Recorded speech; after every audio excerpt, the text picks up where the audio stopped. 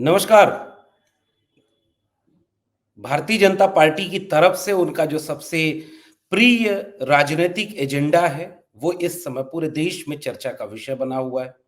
प्रधानमंत्री नरेंद्र मोदी और भारतीय जनता पार्टी इन दोनों के ट्विटर हैंडल को अगर आप देखें, सोशल मीडिया हैंडल को देखें, तो वे लोग रोज कोई ना कोई ऐसी पोस्ट, वीडियो या मैसेज पब्लिक के बीच में रख रहे हैं, जो ये साबित कर रहा है कि राम मंदिर का पूरा मामला उनके लिए कितना बड़ा है, वो कितनी गंभीरता से इसे ले रहे हैं और वो लोग ये चाहते हैं कि इस पूरे मामले को लेकर के देश भर में एक ऐसी चीज बने कि सब कुछ राममय हो गया है। ऐसे वक्त में आज की वीडियो में हम आपके साथ कुछ बुनियादी बातों पर बातचीत करेंगे, राम मंदिर के साथ बात करेंगे। सबसे शुरुआत में ही मैं ये स्पष्ट कर दूं कि ये चूंकि ऐसा संवेदनशील मामला होता है धर्म का, आस्था का, कि इसमें कोई भी बहुत तार्किक बात करने का अवकाश नहीं होता। गुंजाइश इस बात की भी रहती है कि लोग इस पे आहत हो जाएं, इसलिए ऐसी किसी भी बातचीत करने से बचा जाएगा। कोशिश मेरी ये रहेगी कि कुछ संदर्भों, इतिहास के तथ्यों और उसके साथ राजनीति का विश्लेषण करें। ये भी डिस्क्लेमर मेरा क्लियर रहना चाहिए कि हम जब राजनैतिक रूप से किसी भी इवेंट की आलोचना कर रहे हैं, तो उसे किसी धर्म की आलोचना से न जोड़ा जाए। अब आप सोच रहे होंगे कि ये डिस्क्लेमर देने की जरूरत क्यों पड़ी? ये जरूरत इसलिए पड़ी कि जिस वक्त देश में एक नेता को ही देश का पर्याय बना दिया जाए, कि अगर आप उस नेता से सवाल पूछ लें, अगर आप उस नेता और उसकी पार्टी के किसी काम की आलोचना कर दें, तो अब उसकी व्याख्या यहां तक कर दी जा रही है कि आप पूरे देश के खिलाफ हैं, आप पूरे धर्म के खिलाफ हैं। तो हम धर्म और देश दोनों का सम्मान करते हैं, क्योंकि हम भारत के संविधान का सम्मान करते हैं। संविधान सबको सबकी इजाजत देता है और सबको अपना हक है कि वो किस तरह से इस पूरे भी प्रैक्टिस को कर सके। एक तो ये बात। अब मैं क्यों कह रहा हूं कि इसका एक राजनीतिक विश्लेषण करने की जरूरत है। आज की तारीख में अब 2-3 चीज़ों को समझने की आपको ज़रूरत है। आप आपके टेलीविज़न पर अब रोज़ ऐसी लाइव खबरें दिखाई जाएँगी कि सब कुछ राममय हो गया है, सब कुछ राम के हिसाब से चल रहा है। ये आपके सामने क्लियर कहा जाएगा। लेकिन ऐसा है नहीं। इस देश में कबीर साहब का एक दोहा है जो बार-बार मैं कहता हूँ और जिसे आपको समझने की ज़रूरत है। एक राम दशरथ का बेटा, एक राम है घट-घट लेटा और एक राम का सकल पसारा, एक राम सब जग से न्यारा। सब जग से न्यारा एक राम है। अ, दशरथ सुत तिहुँ लोक बखाना और राम नाम का मरम है आना। दशरथ के पुत्र श्री राम, उनका सब लोग बखान किया। कबीर साहब लिखते हैं कि राम नाम का मरम है आना। कोई अन्य मर्म है, कोई और चीज है जो राम के नाम पर बात करती है, राम के नाम पर विश्लेषण करती है। और इसलिए इस पूरी बातचीत को ऐसे करने और समझने की जरूरत है कि आज की तारीख में क्या हो रहा है। एक कविता है और उस कविता का मर्म ये है कि तुम लोगों के इस शोर में सब कुछ है पर राम नहीं। जो तुम्हारे इस जय श्री राम में सब कुछ है पर राम नहीं। इस तरह से ये पूरा का पूरा मामला सामने रखा गया है कि ऐसा लगता है कि अब राम को लेकर के जो बहस हो रही है वो कहां से हो रही है। राजनीतिक दलों के ऊपर इस चीज का हमला किया जा रहा है कि जो लोग राम विरोधी हैं, सनातन विरोधी हैं, धर्म विरोधी हैं, वो इसका विरोध कर रहे हैं। उदाहरण के तौर पर तेजस्वी यादव का एक बयान आया कि एक बात बताइए, बीजेपी की राजनीति को आप समझते हैं कि नहीं? बीजेपी रात दिन आपको मंदिर मस्जिद के झगड़े में फंसाए रखना चाहती है, हिंदू मुसलमान के झगड़े में फंसाए रखना चाहती है। रोज वो कहती है पाकिस्तान, कब्रिस्तान, कश्मीर, और आपके बुनियादी मुद्दों पर बात नहीं होती। और तेजस्वी यादव ने एक सवाल पूछा जो बहुत व्यवहारिक सवाल है कि आपको चोट लगती है तो अस्पताल जाएंगे कि मंदिर जाएंगे? आपको भूख लगती है तो रोटी खाने मंदिर जाएंगे कि नहीं? अब इसके बाद क्या हुआ, इस तरह की बातें कोई आज की नहीं है। फूले अंबेडकर, पेरियार, भगत सिंह, तमाम तरह के लोगों ने इस तरह की बहुत सारी बातें बहुत लंबे समय से की हैं। मेन स्ट्रीम मीडिया जिसे कहते हैं, टीवी चैनल, उन्होंने अब लगातार इसकी सुपारी ले ली कि हम तेजस्वी यादव को सनातन विरोधी साबित कर देंगे। जबकि ये व्यवहारिक बात है, सरकार चुनता है कोई व्यक्ति, तो सरकार का काम ये होता है कि सरकार हॉस्पिटल बनाए, सरकार जो है स्कूल बनाए, क्योंकि वो सबकी सरकार है। वो किसी एक धर्म के चीज़ को बनाएगी तो दूसरे धर्म वालों को ये लगेगा कि ये सरकार उनकी है कि नहीं है। इस चीज़ को सबसे ज़रूरी समझने की ज़रूरत होती है और इसलिए इस पूरे मसले को मीडिया के ज़रिए एक पार्टी के पक्ष में खड़ा करके पूरी तरह से उन्हें चुनावी लाभ देने की कोशिश की जा रही है। और सबको ये कहा जा रहा है कि ये सारे लोग तो सनातन विरोधी हैं, ये सारे लोग तो भई धर्म के खिलाफ खड़े हैं, जबकि ऐसा है नहीं। एक तो ये बात।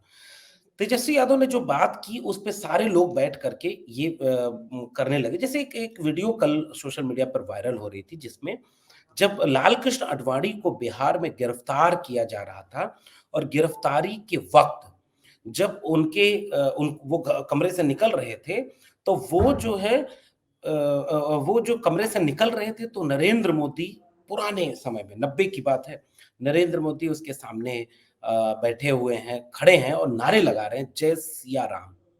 तो 90 का जय सिया राम नारा कैसे जय श्री राम हो गया और इन दोनों के बीच की अगर राजनीति को आप नहीं समझते, तो मुझे लग रहा है कि फिर आप इस राजनीति को नहीं समझते कि मंदिर को लेकर राजनीति क्या हो रही है। हमारे गाँव में लोग एक-दूसरे को जय राम बोलते थे, राम, राम बोलते थे, सिया राम बोलते थे। एक हमारे गाँव के बगल में एक पूरी की पूरी मुस्लिम बस्ती है। वहाँ पर हमारे गाँव के लोग जब ईद आती थी तो उनके सामने जाकर कहते थे कि भैया तुम्हें ईद की राम-राम। तो ईद की राम-राम, सब मिलकर रहते थे। लेकिन चीज़ें राजनीति कैसे बाँटती है और अब तो पतंगे भी ये देखकर हैरान हो गईं कि ये छतें भी हिंदू-मुसलमान हो गईं। बीजेपी ने मंदिर केंद्रित राजनीति को इस तरीके से पोस्चर किया कि वह राम का एकमात्र ठेका बीजेपी के पास है और जो लोग इस पॉलिटिकल नारे को आपकी सोसाइटी के प्रैक्टिस से हटा दिए, वो आपके धर्म के सबसे बड़े प्रतीक कैसे बन गए?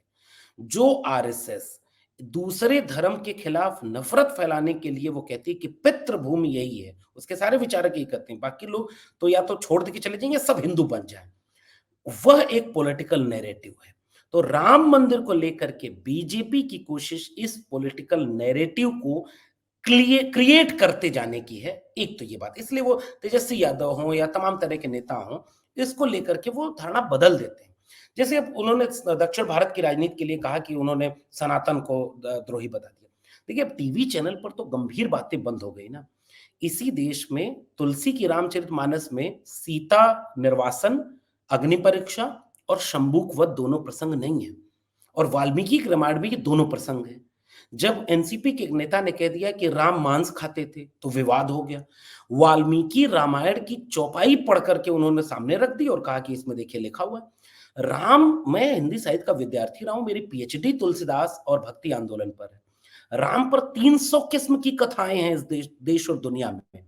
300 प्रकार के रामचरितमानस लिखे गए और सब में राम के चरित्र अलग-अलग हैं। उनका रूप अलग है, उनकी व्याख्याएँ अलग हैं। कुछ केंद्रीय कहानियाँ हैं जिसके इर्द-गिर्द सारी चीज़ें बुनी हुई हैं। एक एक तो ये बहस अब टीवी चैनलों ने और बीजेपी ने खत्म कर दी है। अब अगर आपको राम पर बात करनी है तो उसी भाषा में, उसी ग्राउंड पर बात करने को मजबूर कर दिया जाएगा जो बीजेपी की लाइन है, जो आरएसएस की लाइन है। ये है उसकी राजनीति। बाकी सारे सवालों को देशद्रोही, धर्मद्रोही साबित कर दिया जाएगा और आम जनता यही समझेगी कि अरे जो राम का नहीं वो किसी काम का नहीं। एक तो ये बात है। इतिहास में जाएँगे तो आपको पता चलेगा कि अब एक सवाल राम मंदिर आंदोलन को लेकर दिग्विजय सिंह ने उठाया कि वो जो मूर्ति प्रकट हुई थी 1948 में, जिसके बाद नेहरू ने गोविंद बल्लभ पंत उत्तर प्रदेश के मुख्यमंत्री हुआ करते थे। केंद्र में नेहरू की सरकार थी। वहाँ से उन्होंने आदेश दिया कि भई इससे आप तनाव बढ़ा देंगे। ये कैसे मूर्ति प्रकट हो गई और मस्जिद के भीतर एक मूर्ति प्रकट हो गई, 1948 का वाक़या है। तो मुख्य सचिव भगवान दास करके थे, उनको ये निर्देश दिया गया कि आप अयोध्या के डीएम को ये कहें कि जो मूर्ति प्रकट कर दी गई है, वो अचानक रात में और उस मूर्ति को वापस वहां से निकाल करके मंदिर में रख दिया जाए, जो रामलला विराजमान थे। ये इतिहास का फैक्ट है, मैं किसी की भावना को आद करने की बात नहीं कर रहा हूँ। उस डीएम ने ये कहा कि हम इसको नहीं करेंगे, इससे तनाव बढ़ जाएगा, हिंसा बढ़ जाएगी। इसका मतलब ये तो है ना कि मूर्ति कैसे प्रकट हुई, इसके पीछे की कहानी छुप गई। दूसरा तर्क और फिर दबाव डाला गया कि नहीं-नहीं आपको ये काम करना चाहिए, ये गलत है, इससे तनाव फैल रहा है, मस्जिद में आपने कह दिया कि मूर्ति प्रकट हो गई। तो उसने डीएम ने कहा कि फिर मेरा रिज़ाइन आप ले लीजिए और आप किसी और डीएम को यहाँ रख करके उससे आप ये काम करा लीजिए। तीसरा तर्क उस डीएम ने, नैयर करके कोई डीएम थे, उन्होंने ये तर्क दिया कि मस्जिद के भीतर अगर कोई मूर्ति रख दी गई, तो उस मूर्ति को उठाकर मंदिर में रखा जाएगा, तो हिंदू भावनाएँ उसको स्वीकार नहीं करेंगे। ये ऐतिहासिक प्रमाण है। इस विवाद से बचने के लिए उन लोगों ने वो प्रकरण होने दिया। एक ये ऐतिहासिक बात। 1989 के समय जब वीपी सिंह एक लाल डायरी लेकर पूरे देश में घुमा करते थे और विश्वनाथ प्रताप सिंह कहते थे कि मेरी अपनी सरकार, जिसमें मैं खुद रक्षा मंत्री रहा, चाहे वो बोफोर्स का घोटाला हो या उसके बाद और भी तमाम घोटाले हों, वीपी सिंह ने कहा कि हम इस मेरी डायरी में ये सारी घोटालों का सूची है और वो भी कांग्रेस के खिलाफ कैंपेन में उतर गए। सोशलिस्ट लोग एक साथ आ गए थे। उस समय जब शाहबानो प्रकरण और मंदिर का ताला खुलवाना, इन दोनों प्रकरणों को राजीव गांधी से जोड़कर देखा गया। अगर आपको याद हो तो पिछले दिनों कमलनाथ ने इसी की क्रेडिट लेते हुए कहा था कि मंदिर का ताला हमने खुलवाया, अयोध्या से चुनावी यात्रा हमारे लोगों ने शुरू की और ये सारे काम अभी कांग्रेस ने किए हैं, लेकिन उसका लाभ कांग्रेस को नहीं हुआ, उसका लाभ बीजेपी को हुआ। ये राजनीति है। असल में बीजेपी इस सारे इतिहास को मिटा देना चाहती है। सुप्रीम कोर्ट का जजमेंट जो आया है, उसके ऐतिहासिक प्रमाण को आप गूगल करके पढ़ लें। मैं विनम्र अनुरोध करता हूँ, राम आपके दिल में हुआ करते थे। कोई पार्टी, कोई नेता उन्हें अगर बाहर खड़ा करके लड़ाने का काम करे, तो कम से कम नागरिकों को एक बार ठहर कर सोचना होगा कि राजनीति कैसे हो रही है। अगर आपने 10 साल राजनीति की, तो आप अपने चुनावी वक़्त में ठीक अब मंदिर पूरा नहीं है और कौन सवाल उठा रहा है? अब मेरे सवालों का जवाब दीजिए। एक बात सोचिए कि पुरी के शंकराचार्य ने कहा कि नरेंद्र मोदी वहाँ संत बन के बैठेंगे, तो प्राण प्रतिष्ठा तो संतों को करानी चाहिए थी। हम नरेंद्र मोदी वहाँ प्राण प्रतिष्ठा करेंगे और हम बैठ के ताली बजाएँगे। ये बयान किसका है? हिंदू धर्म के एक बड़े ओहदे पर बैठे हुए एक संत का, जो एक पीठ के शंकराचार्य हैं, पुरी के पीठ के। उन्होंने कहा कि यह काम गलत हो रहा है। दूसरे धार्मिक गुरु ने कहा कि यह प्राण प्रतिष्ठा गड़बड़ है। तीसरी तरफ वो वाला सवाल कि जो मूर्ति प्रकट हुई थी, जिसको दिग्विजय सिंह ने उठाया कि वो जो मूर्ति प्रकट हुई थी, वो मूर्ति कहाँ गई कि अब नई मूर्ति लगानी पड़ रही है और नई मूर्ति क्यों लगाई जा रही है? उस नई मूर्ति की प्राण प्रतिष्ठा क्यों की जा रही है? ये उस तरह के सवाल हैं जो इस तरफ इशारा करते हैं कि असल में भारतीय जनता पार्टी पूरे मामले को घोर राजनीतिक बना चुकी है। भारतीय जनता पार्टी जिस तरीके से राम का बात करे, वही बात आप कर रहे हैं, तो आप राम भक्त हैं। अगर भारतीय जनता पार्टी के पैटर्न पर आपने सवाल उठाया, तो आप सारे लोग देशद्रोही, धर्मद्रोही हैं। तो तेजस्वी यादव को तो ये मीडिया लगातार कहता रहा कि हॉस्पिटल की जरूरत नहीं है, मंदिर एक एंकर है। उस एंकर ने एक प्रवक्ता से ये कहा कि तेजस्वी यादव कह रहे हैं कि अस्पताल की जरूरत है कि मंदिर की जरूरत है। अगली लाइन वो ये बोल रहा है कि अरे मंदिर जाओगे तो अस्पताल जाने की जरूरत ही नहीं पड़ेगी। क्या अमृत काल के भारत में अब यही विवेक बचा है? क्या धर्म को आप इसके लिए इस्तेमाल होने दे रहे हैं? ये विवेक आपसे है, क्योंकि इस देश में जब एक संत और तमाम लोग कह रहे हैं अधूरे मंदिर का उद्घाटन नहीं कराना चाहिए, ये ठीक नहीं है। और राम मंदिर निर्माण का कार्य अभी पूरा भी नहीं हुआ है और उसका उद्घाटन हो रहा है। तो ये सारे सवाल कौन लोग उठा रहे हैं? ये तो विपक्षी दल के लोग नहीं उठा रहे, ये तो संत महात्मा और धर्माचार्य उठा रहे हैं। एक तो ये बात। आपने कार्ड देखा क्या? जो उसका कार्ड छपा जिसमें 5 लोग उस कार्यक्रम में शामिल होंगे, जो आखिरी 22 जनवरी का एक बड़ा कार्यक्रम इवेंट है। सबसे ऊपर किसका नाम लिखा हुआ है? प्रधानमंत्री नरेंद्र मोदी। 5 लोग हैं, प्रधानमंत्री नरेंद्र मोदी, फिर उसके बाद योगी आदित्यनाथ, उनके नीचे आनंदीबेन पटेल, उन जो राज्यपाल हैं उत्तर प्रदेश की। मोहन भागवत का नाम नरेंद्र मोदी के बाद लिख दिया। राज्यपाल का नाम उनसे नीचे है, आनंदीबेन पटेल का नाम उनसे नीचे है और उनके ऊपर किसका नाम है? मोहन भागवत का। तो मोहन भागवत कौन से व्यक्ति हैं? क्या वो धर्माचार्य हैं? या किसी राजनयिक पद पर है। प्रधानमंत्री नरेंद्र मोदी देश के प्रधानमंत्री हैं। प्रधानमंत्री नरेंद्र मोदी उसके सबसे प्रमुख अतिथि हैं। इस बात से कोई ऐतराज नहीं कर सकता ना कि प्रधानमंत्री न जाएँ। प्रधानमंत्री की इच्छा है। इस देश में अलग-अलग दौर रहा। सोमनाथ मंदिर का जीर्णोद्धार हो रहा था। लोगों ने, वहाँ की जीर्णोद्धार कमेटी ने उस वक़्त के प्रधानमंत्री जवाहरलाल नेहरू को खत लिख कर के बुलावा दिया। जवाहरलाल नेहरू ने विनम्रता के साथ ये कह दिया कि मैं सबका प्रधानमंत्री हूँ, एक धर्म का नहीं हूँ, इसलिए एक धर्म के उद्घाटन कार्यक्रम में, मंदिर के कार्यक्रम में मेरा जाना उचित नहीं होगा। राष्ट्रपति थे राजेंद्र प्रसाद, वो दौड़कर जाने लगे, उन्होंने बाकायदे खत लिखा, नेहरू से नाराज हुए। नेहरू ने राजेंद्र प्रसाद को खत लिखा और इस बात को आप पढ़ सकते हैं, डॉक्टर राम मनोहर लोहिया की एक पुस्तक है, हिंदू बनाम हिंदू। उस पुस्तक और भारत विभाजन के गुनहगार, इन पुस्तकों को ज़रूर आपको पढ़ना चाहिए। वहाँ तो डॉक्टर राम मनोहर लोहिया नेहरू की भी आलोचना कर देते हैं। तो ख़ैर, एक दौर था जब प्रधानमंत्री ये कह कर के उस कार्यक्रम में नहीं जाते हैं कि मैं सबका प्रधानमंत्री हूँ, एक धर्म वाले लोगों का नहीं। राजेंद्र प्रसाद चले जाते हैं।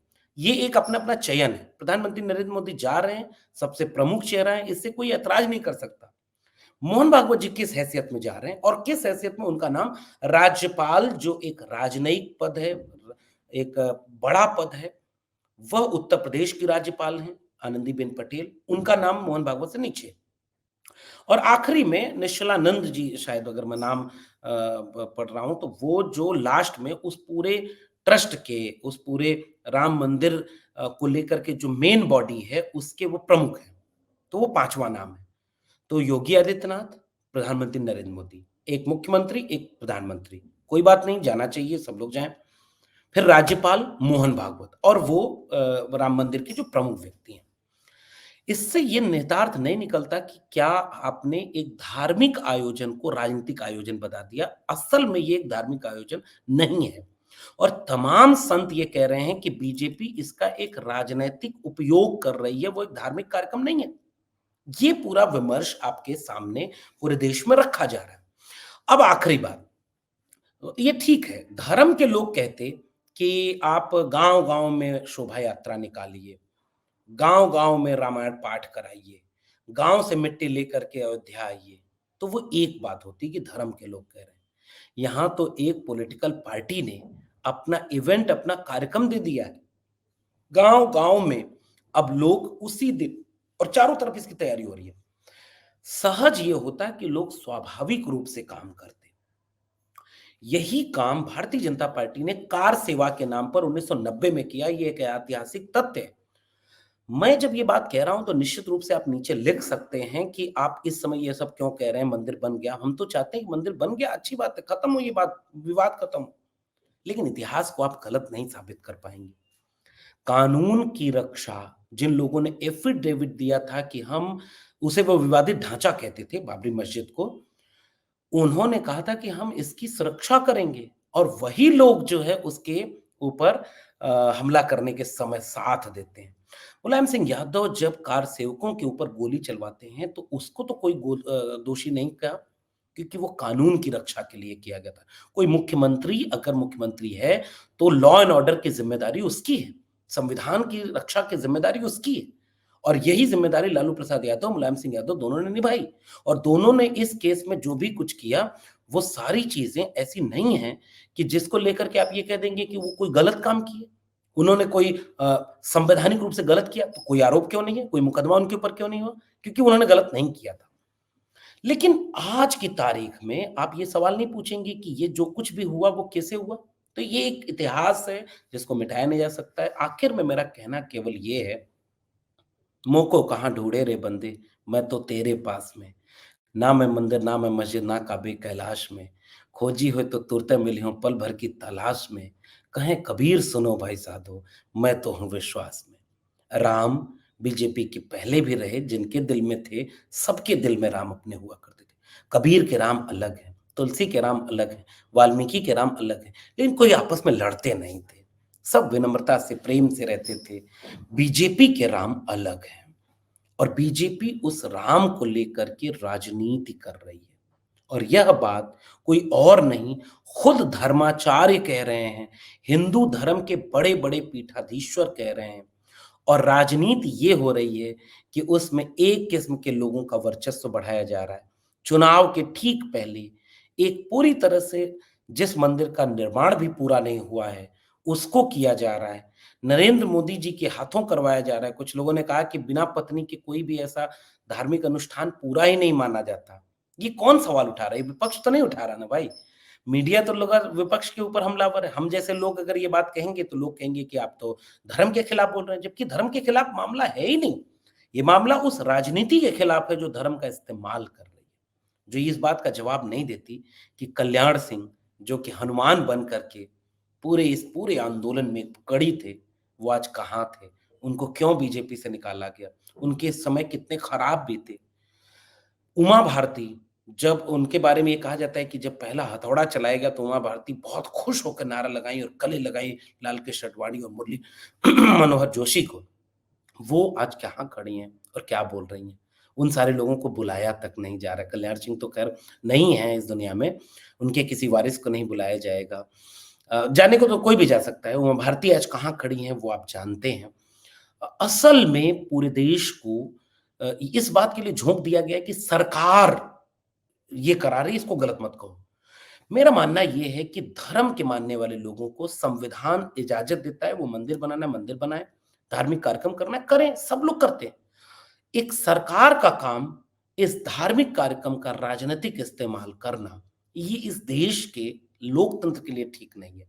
और यह सवाल विपक्षी दल के लोग तो अब साहस बहुत कम लोगों में बचा है। किसी को कोई ये बात टिप्पणी करेगा तो मीडिया रोज बैठ करके कहेगी कि ये तो राम विरोधी हो गया, सनातन विरोधी हो गया और देश की आम जनता जो भावुक है, जो श्रद्धावान है, जो आस्थावान है, वो सबको रामद्रोही मान करके किनारे कर लेगी। लेकिन ये सवाल जब संतों की ओर से आए, ये सवाल जब हिंदू धर्म गुरुओं की ओर से आए और लगातार ये सवाल आ रहे हैं, खंडित मूर्ति, खंडित प्रतिमा, पुरानी मूर्ति कहाँ गई? अधूरे मंदिर का निर्माण क्यों हो रहा है? प्रधानमंत्री उसमें मेन भूमिका क्यों निभा रहे हैं? बिना पत्नी के कोई अनुष्ठान पूरा नहीं होता। धर्माचार्य कहाँ हैं? उनको बुलाया क्यों नहीं जा रहा? वो किनारे क्यों हैं? राजनीतिक लोग उसमें सबसे आगे खड़े क्यों हैं?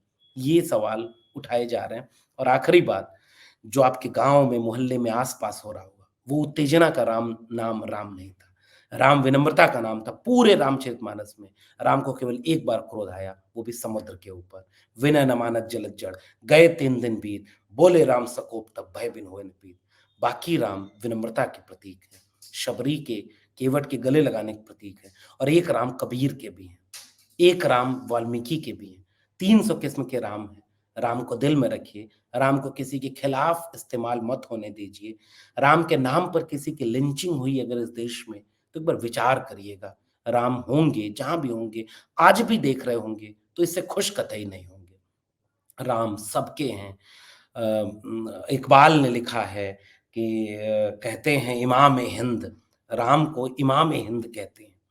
लेकिन कैफ़ी आज़मी भी लिख गए कि अब ये जो राम है, वो आपके दिल में था, लेकिन अयोध्या के राम बाद में पॉलिटिकल राम बना दिए गए। तो इस तरह से पूरा सवाल भारतीय जनता पार्टी के चरित्र के ऊपर उठ रहा है, न कि धर्म के ऊपर, न कि राम के ऊपर। राम सबके थे, राम सबके हैं, जो राम को मानेगा राम उसके हैं, जो राम को नहीं मानता वो नहीं मानता। इस देश में कबीर के भी मानने वाले लोग हैं, रविदास के भी मानने वाले लोग हैं, फूले अम्बेडकर पेरियार के भी मानने वाले लोग हैं और खुद तो गांधी के भी लोग हैं, भगत सिंह के भी लोग हैं जो कहते हैं कि मैं नास्तिक हूँ। तो इस तरह से एक बड़ा विस्तार है, लेकिन आम जनता को इस बात को समझना होगा कि कहीं कोई पार्टी आपके धार्मिक भावना का राजनीतिक इस्तेमाल कर ले, जबकि उसे जो राजनीति करने के लिए मौका मिला था, रोजगार का, शिक्षा का सवाल, उस पर वो जवाब नहीं देगी, केवल राम के नाम पर चुनाव जीतने जा रही है। आपका क्या मानना है? नीचे कमेंट बॉक्स में बताइएगा। फिर मिलेंगे किसी और विशेषज्ञ के साथ, तब तक के लिए बहुत-बहुत धन्यवाद।